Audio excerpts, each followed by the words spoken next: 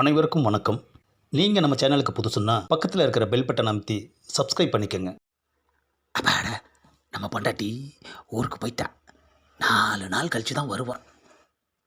4 நாளைக்கு நம்ம செட்டப்பு கிட்ட நல்லா கடலை போட வேண்டியது தான். ஃபோனை போடுவோம். ஹலோ. ஆ, ஒரே ரிங்கில் எடுத்துட்டாயா? ஆமாம், எப்படி இருக்க? நல்லா இருக்கேன். என்ன திடீர்னு ஃபோனு? உங்கள் வீட்டம்மா ஊருக்கு போயிட்டாங்களா? ஆமாம், அது எப்படி உனக்கு தெரியும்? இல்லைன்னா நீங்கள் ஃபோன் பண்ண மாட்டீங்களே, எதுக்கு இப்போ அவ்வளோ ஞாபகப்படுத்துகிற? அவள் இல்லைன்னு தானே உனக்கு கால் பண்ணேன். சரி, இன்னைக்கு சாயந்தரம் 2 பேரும் சேர்ந்து ஜாலியாக சினிமா பார்த்துட்டு ஹோட்டலில் சாப்பிட்டு உன்னை நான் வீட்டில் கொண்டாந்து விட்டுட்டு போயிடுறேன். புரியுதா? எனக்கு ஒரு 10,000 ரூபா பணம் வேணுங்க. 10,000 ரூபா தானே? இப்போ போய் போட்டுடுறேன். 1 hour later. என்னது திடீர்னு காலிங் பெல் அடிக்கிற சத்தம் கேட்குது. அதை திறந்து பார்ப்போம். ஆஹா, நம்ம பொண்டாட்டி. ஏமா, ஊருக்கு போகிறேன்னு சொல்லி போனேன், 40 நிமிஷம் கூட ஆகலை, ரிட்டன் வந்துட்ட.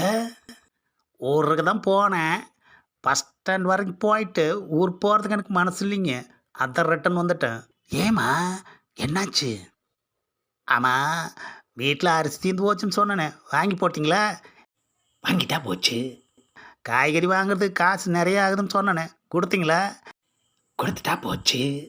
அட, கை செலவுக்காவது காசு கொடுத்தீங்களா? இல்லை. வெளியில் கூட்டி போங்கன்னு சொல்கிறேனே, கூப்பிட்டு போனீங்களா? இல்லை. இதை கேட்கறதுக்கு தான் ஊருக்கு போகாமல் ரிட்டன் வந்தியாக்கும். இங்கே கொஞ்சம் பக்கத்தில் வாங்க. என்னது, ரொம்ப மூடாக கூப்பிட்றா. போவோம், என்ன பண்ணுறான்னு பார்ப்போம்.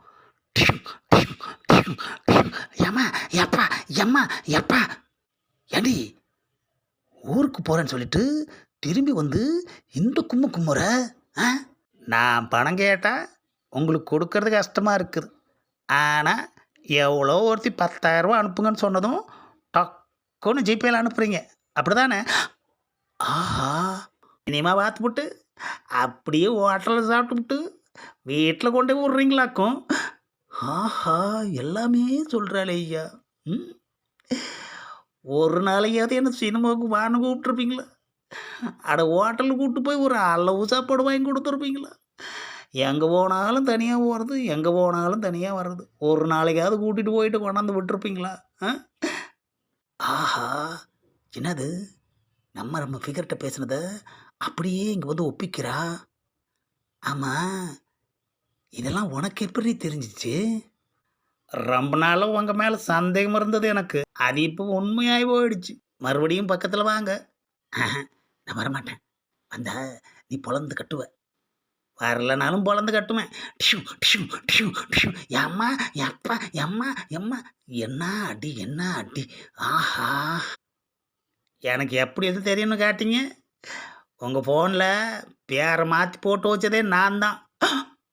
ஆஹா, ஆமாம், யாரோட பேரில் மாற்றி போட்டு வச்ச? என் பேரில் தான். அவள் வேற போட்டு வச்சேன். அவளுக்கு ஃபோன் பண்ணுறேன்னு நினச்சி எனக்கு தான் ஃபோன் பண்ணி பேசுனீங்க. ஆஹா, புது டைப்பாக இருக்கு ஐயா. இந்த பொம்பளைங்கள்ட்ட இருந்து தப்பிக்கவே முடியாது போல இருக்குது ஐயா. என்னது, மறுபடியும் ஃபோன் அடிக்குது?